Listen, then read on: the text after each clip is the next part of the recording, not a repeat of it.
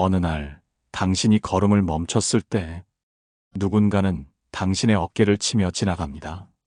사과하지도 눈치 보지도 않습니다. 왜냐고요? 그게 얕보는 사람의 본능입니다.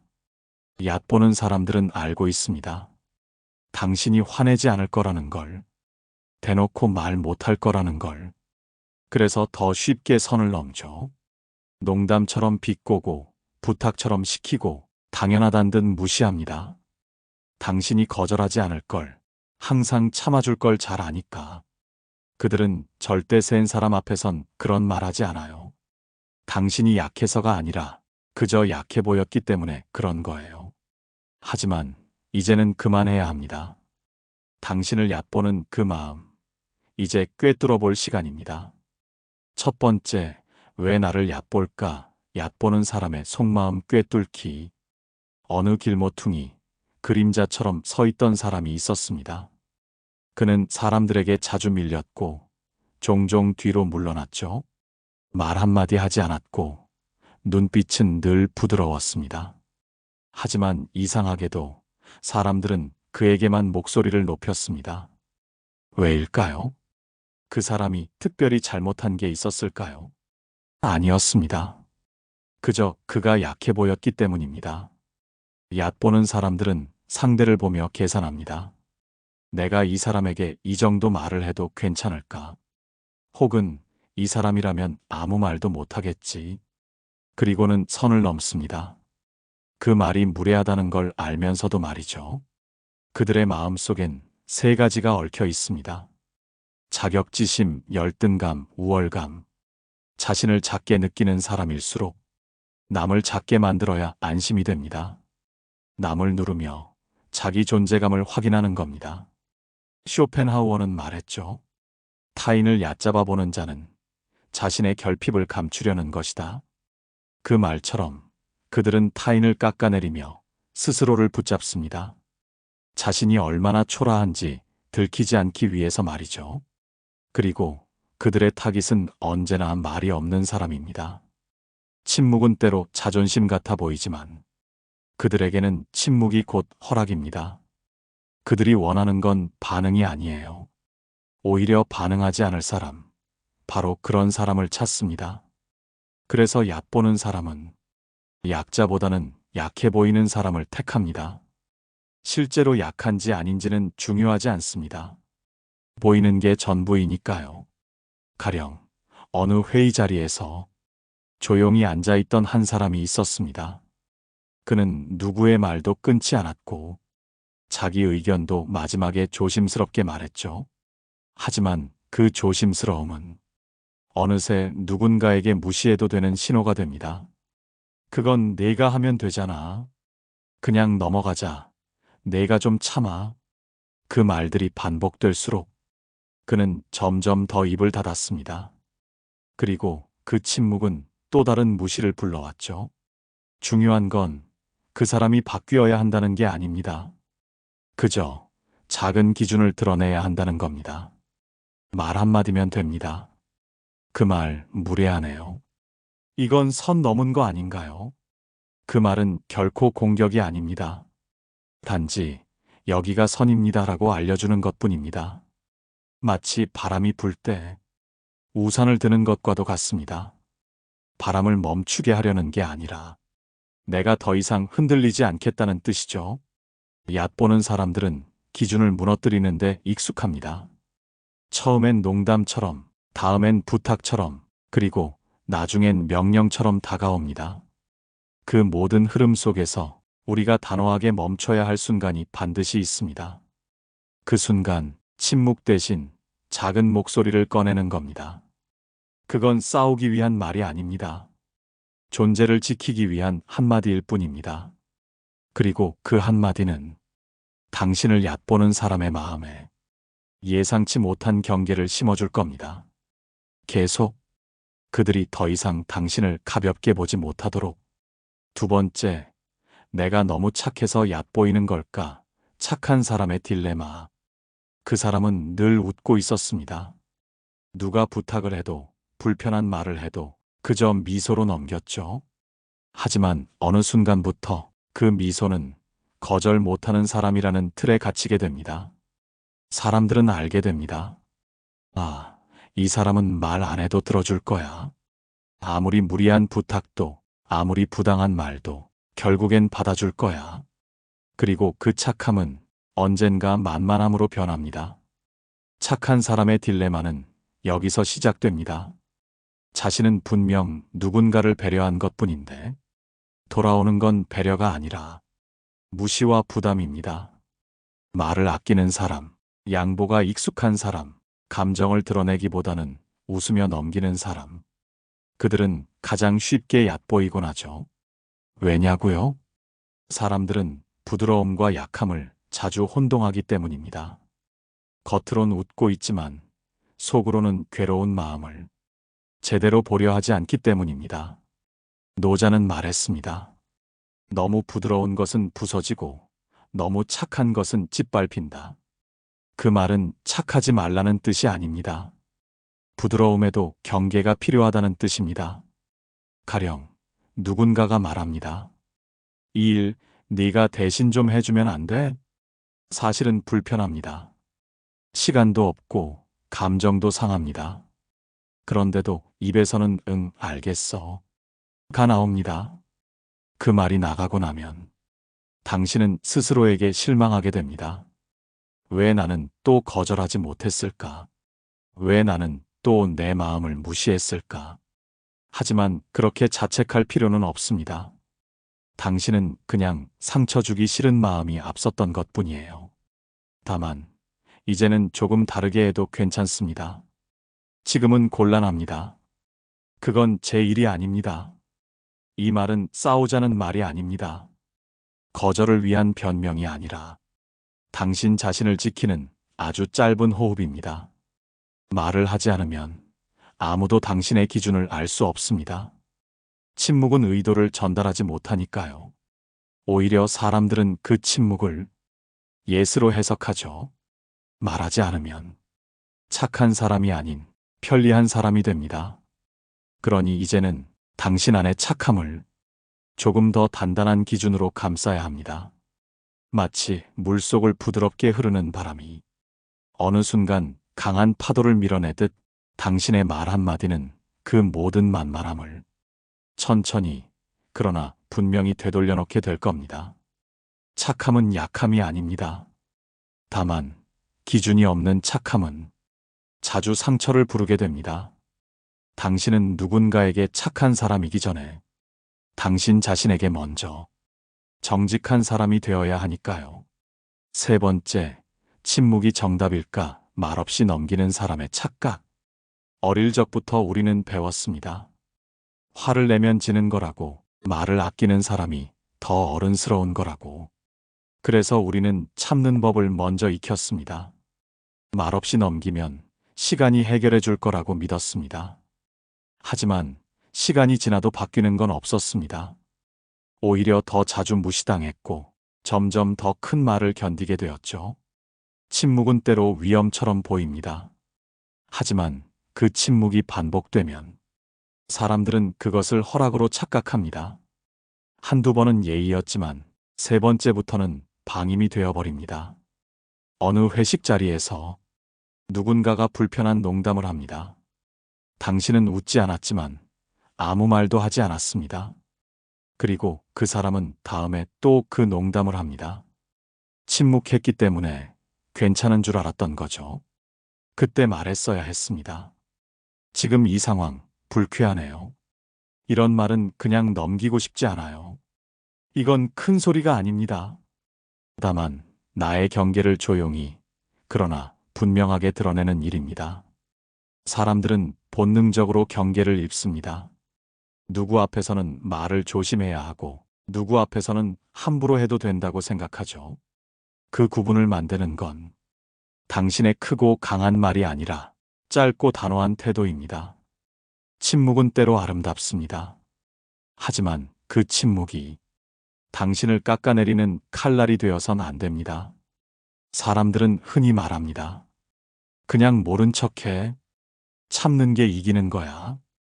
하지만 정말 그럴까요? 당신이 말하지 않으면 그 사람은 그 말이 문제라는 걸 절대 모릅니다. 당신의 침묵은 그 사람에게 아무 잘못도 없다는 신호가 됩니다. 그리고 그 침묵 위에 또 다른 무례가 쌓입니다. 그때마다 이렇게 말해보세요. 그 말 좀 과하네요. 이런 말투는 기분 나쁘네요. 이건 싸우자는 게 아닙니다.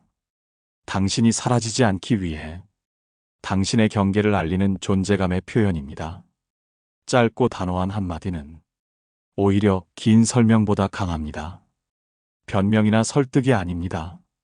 그저 당신의 마음을 보여주는 말일 뿐입니다. 말을 아끼는 사람이 손해보는 세상이라면 우리는 더 이상 조용히 있지 않아야 합니다.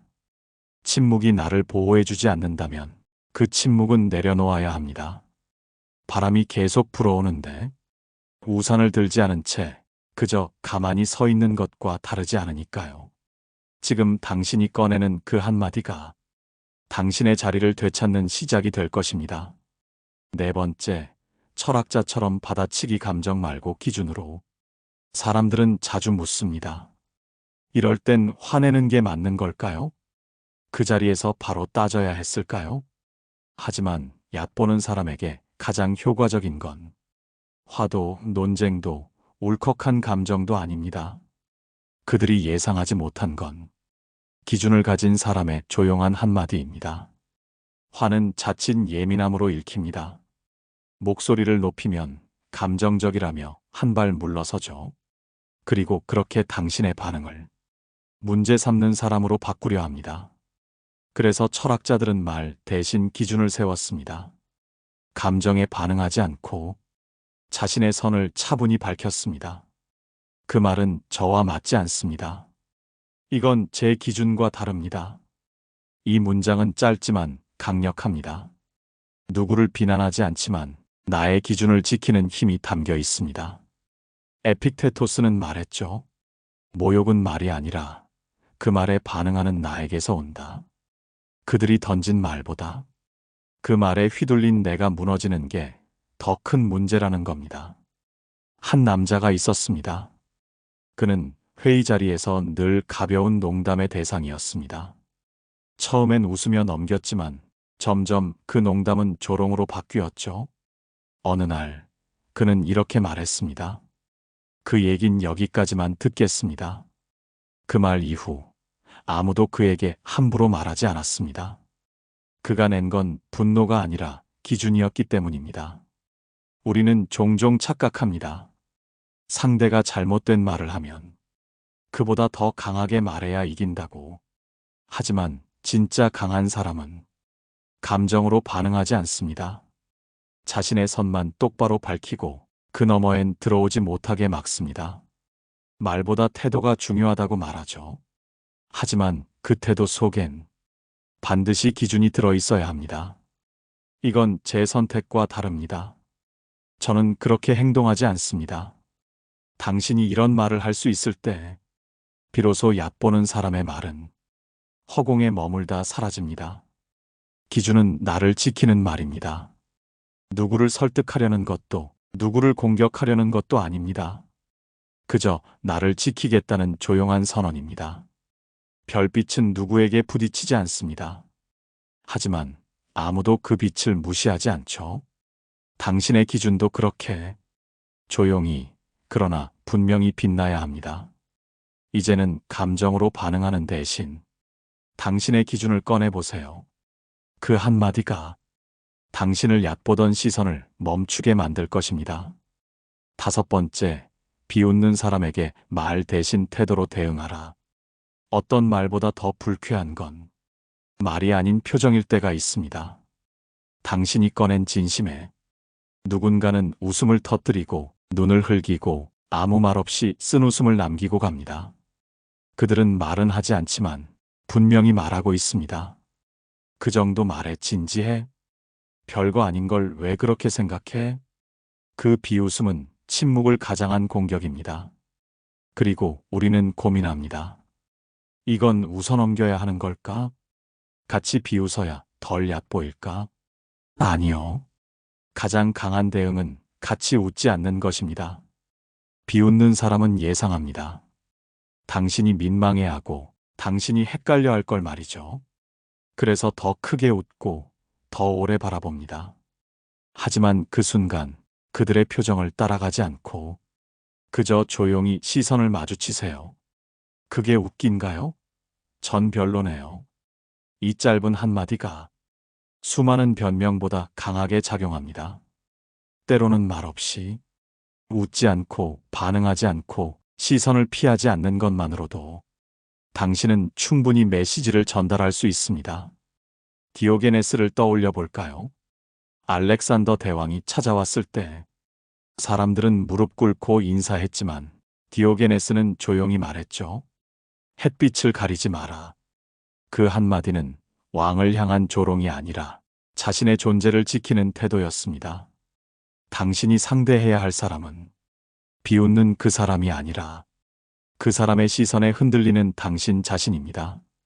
비웃음은 사람을 작게 만듭니다. 하지만 당신이 흔들리지 않으면 그 비웃음은 결국 혼자 떠다니다 사라집니다. 논쟁하지 않아도 됩니다. 그들과 싸우지 않아도 됩니다. 다만 웃지 마세요. 그들이 웃는 이유는 당신도 웃기를 바라기 때문입니다. 말보다 태도입니다. 말을 뱉지 않아도 당신의 표정, 눈빛, 자세는 이미 말하고 있습니다. 나는 내 장난감이 아니야. 나는 너처럼 가볍지 않아. 비웃음 앞에서 말이 많아지면 당신은 더 작아집니다. 그러니 짧고 차분하게 혹은 아무 말 없이 단단하게 서 있는 것. 그게 바로 비웃음을 멈추게 하는 유일한 방법입니다. 6번째, 내가 나를 지키는 말 그리고 침묵. 어느 순간 말이 많다는 이유로 상처받기 시작했습니다. 생각보다 더 길게 설명했을 뿐인데 사람들은 변명이라고 했고 예민하다고 말했습니다. 그때부터였을 겁니다. 입을 다물기 시작한 건 감정을 말로 꺼내는 대신 그저 넘어가는 법을 배우기 시작한 건. 하지만 그 침묵이 진짜 나를 지켜준 걸까요? 말을 줄인다고 해서 세상이 조용해지진 않았습니다. 오히려 말 없는 사이 누군가는 더 큰 소리로 당신을 규정했죠. 말이 없는 사람, 참는 사람, 뭐든 들어주는 사람.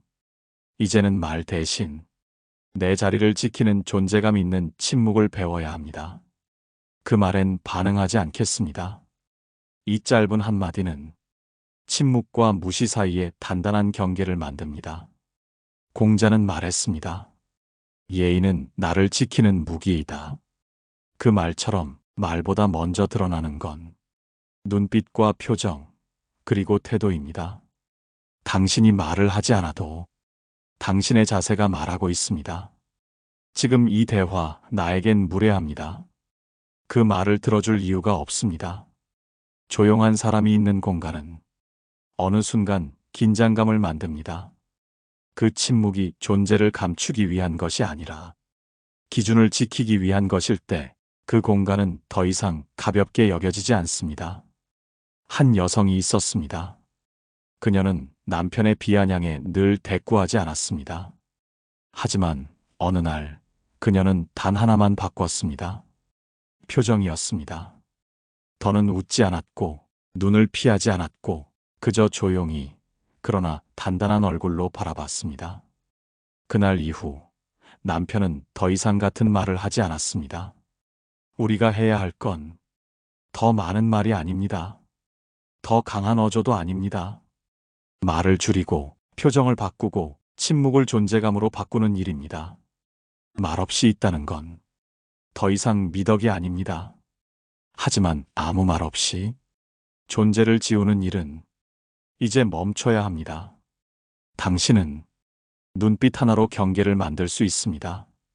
표정 하나로 선을 그을 수 있습니다.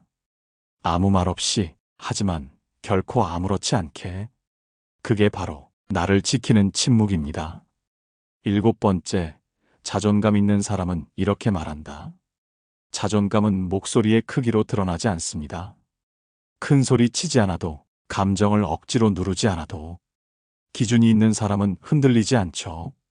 사람들은 종종 착각합니다. 자존감 있는 사람은 무조건 당당하게 말하고 어떤 상황에서도 기죽지 않는다고요.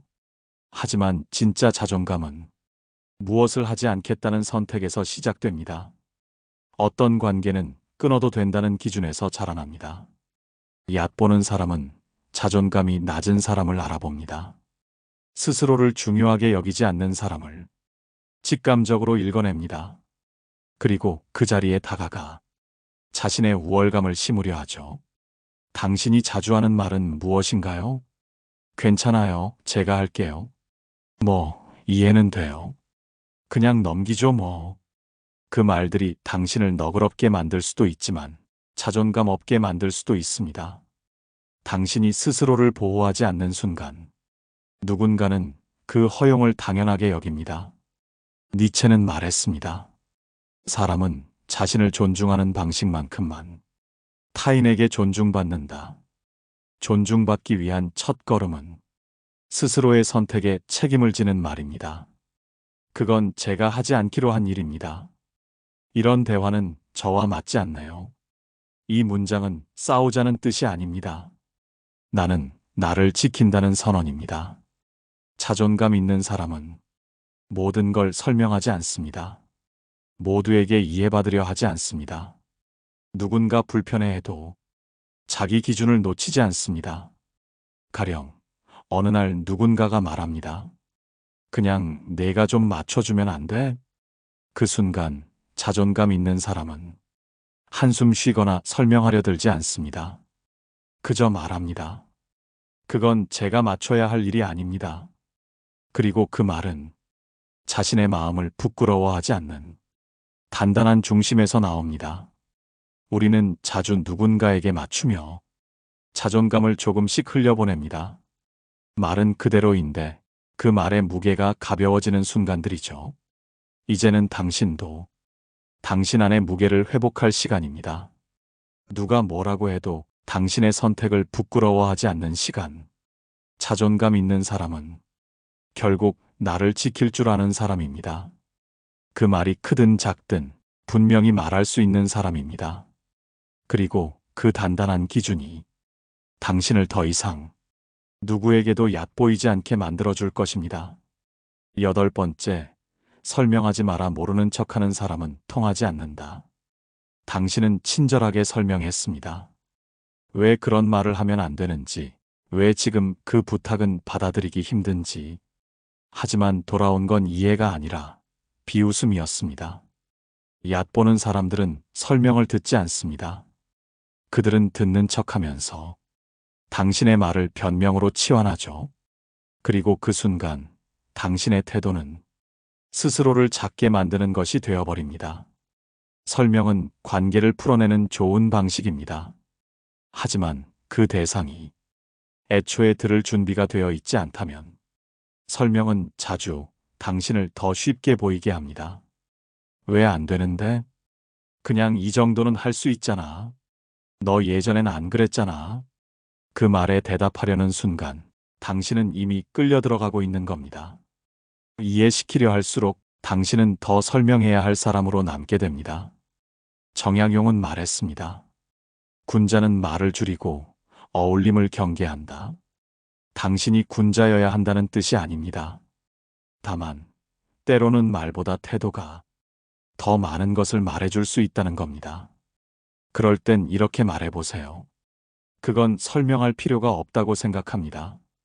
이런 얘기는 여기까지만 하겠습니다. 짧고 단호하게 그 말 뒤에 침묵을 두는 겁니다. 그 침묵이 바로 당신의 기준이 됩니다. 설명하지 않는다고 해서 무례한 건 아닙니다.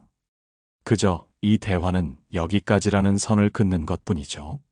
사람들은 말이 많아질수록 상대를 낮게 보기 시작합니다. 길게 말할수록 더 자주 끼어들고 더 쉽게 끊고 더 가볍게 듣습니다. 당신이 자신을 지키고 싶다면 설명하려 들지 마세요. 특히 그들이 당신을 이해할 의사가 없을 때는 더더욱 그렇습니다. 말은 줄이고 당신의 기준은 높이 두세요.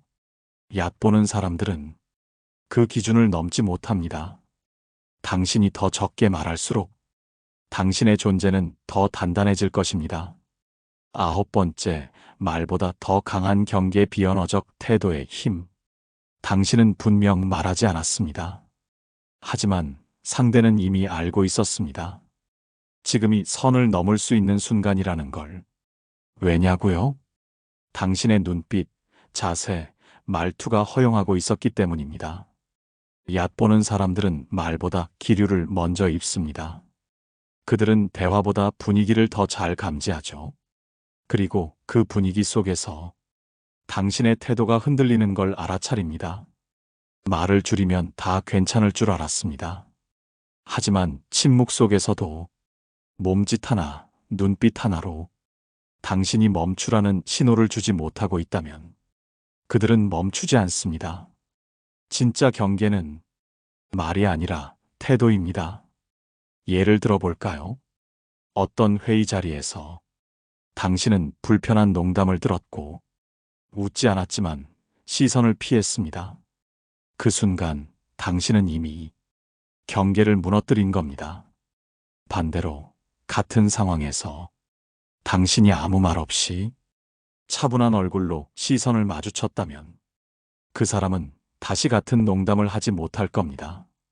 사람은 상대의 눈을 마주치지 못하면 자신의 말에 자신이 없다는 걸 보여줍니다. 하지만 눈을 피하지 않고 바라본다는 건 비언어적으로 지금 이건 아니다라는 확실한 메시지를 전하는 겁니다. 한 상담가는 말했습니다. 표정만 바꿨더니 남편이 더 이상 비아냥거리지 않더라.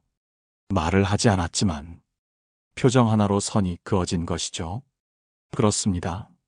말보다 먼저 도달하는 게 바로 표정과 자세입니다.